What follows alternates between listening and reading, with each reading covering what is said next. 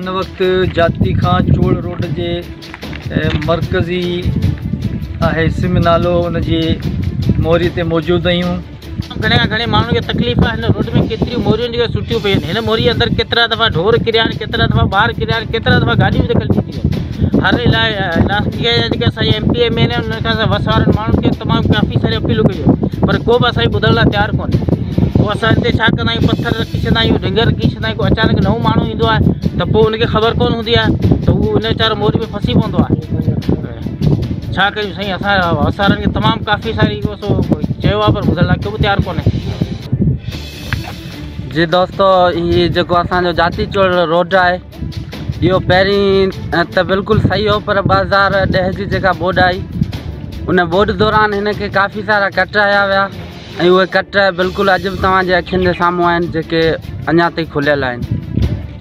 उनखे अलावा हिते जेकॾहिं को असांजे ॻोठ वारो या का औरत या को पीरसन या नंढड़ो ॿार बीमार थिए थो त असांखे वक़्तु सर गाॾी न आहे मिलंदी, पर जे गाॾी मिलंदी आहे तो हू तमामु बीमार हूंदो आहे ऐं हिन रोड जी हालत इहा ई हूंदी आहे जो असांखे जाती पहचान में कलाकु लॻंदो आहे ऐं उन कलाक में हू जेको बीमार हूंदो आहे उहो तड़पी तड़पी घस में ई मरी वेंदो आहे। त असांजी इहा ई गुज़ारिश आहे इलाइक़ेदारनि खे त बिराए करम असां ते रहम करियो, छो जो हीअ असांजो ॻोठ तइलीम जे हवाले सां बि तमामु पोइ ते पियल आहे।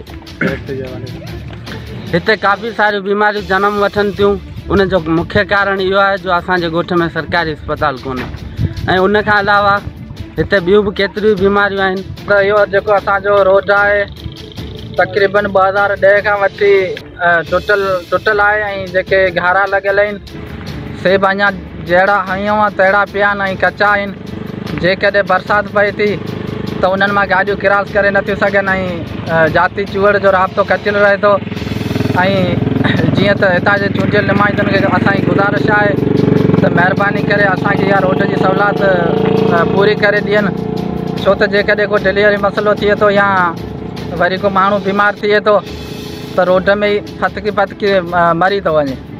ऐं उन खां अलावा त महिरबानी करे हितां जे चूंडियल नुमाइंदनि खे असांजी इहा अपील आहे, महिरबानी करे असांखे इहो रोड ठाराए ॾियनि, छो त तमामु घणा वाक़िया थी चुका आहिनि ऐं माण्हू असांजा काफ़ी मरी चुका आहिनि।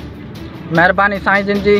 ऐं उन खां अलावा त हिते तमामु ॿियूं बि तकलीफ़ूं जाम आहिनि, पर उन खां अलावा ॿी वरी पाणी जी वॾी तकलीफ़ आहे, छो त हिते हैडपंप कोन था नथा मिलनि, जेकॾहिं मिलनि था त ऐं वरी पाणी मिठो नथो थिए, खारो थियो वञे ऐं तमामु ॿार बचे खे पाणी भरण जी वॾी तकलीफ़ आहे। तव्हां माण्हुनि जा कमेंट्स वग़ैरह ॿुधा त हिते 2010 खां वठी अॼु हिन रोड ताईं को बि तरक़ियाती कमु वग़ैरह न थियो आहे। रोड सॼो वीरान आहे, हर हंधि खॾा पइजी विया आहिनि ऐं महाबोड में तक़रीबन तमामु घणा खॾा पइजी विया हुआ, जेकी 100 खां 150 फुटनि ताईं वॾा घारा हुआ, उन्हनि खे ॻोठाणनि पंहिंजी मदद पाण तहत बंदि कयो ऐं उन खां पोइ 10 सालनि जे अरसे दौरान हिन रोड ते को बि तरक़ियाती कमु न थियो आहे। हिन मेन मोरीअ ते 2 खॾा पियल आहिनि जितां गाॾियुनि जो मुश्किल सां क्रॉस थिए थो ऐं हिते ॻोठाणनि ॿुधायो त केतिरनि ई गाॾियुनि जो उन मोरी सां लॻण जे करे उन्हनि गाॾियुनि खे वॾो नुक़सानु पए थो आहे। उन खां अलावा हिते माल ढोर वग़ैरह जेके आहिनि उहे बि हिन खॾनि में किरी पिया आहिनि। हिते को बि सिहत जो मर्कज़ न आहे, जेकॾहिं आहे त उहो बि ख़ासि उन मां माण्हू फ़ाइदो हासिलु करे न सघिया आहिनि। उन खां अलावा ॻोठाणनि इहो बि ॿुधायो त हिते जी जेकी आबादी आहे रोड जे ॿिन्ही पासनि खां तक़रीबन 200 ताईं वॾा ॻोठ आहिनि, जिन जी आबादी अंदाज़न 60 खां 70 हज़ार थींदी। इहा 60-70 हज़ार आबादी तमामु घणी मुश्किलात ऐं परेशानियुनि खे मुंहुं ॾेई रही आहे। हिननि खे न रोड आहे, न लाइट आहे, न वरी मिठो पाणी, ॿुधायो पियो त मिठो पाणी बि न आहे। कैमरामैन ग़ुलाम मोहिद्दीन थईम सां गॾु साहिब ने थईम खे इजाज़त ॾींदा।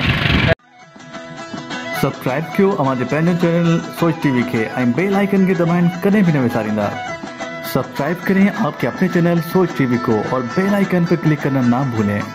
Don't forget to subscribe our channel Soch TV and press the bell icon.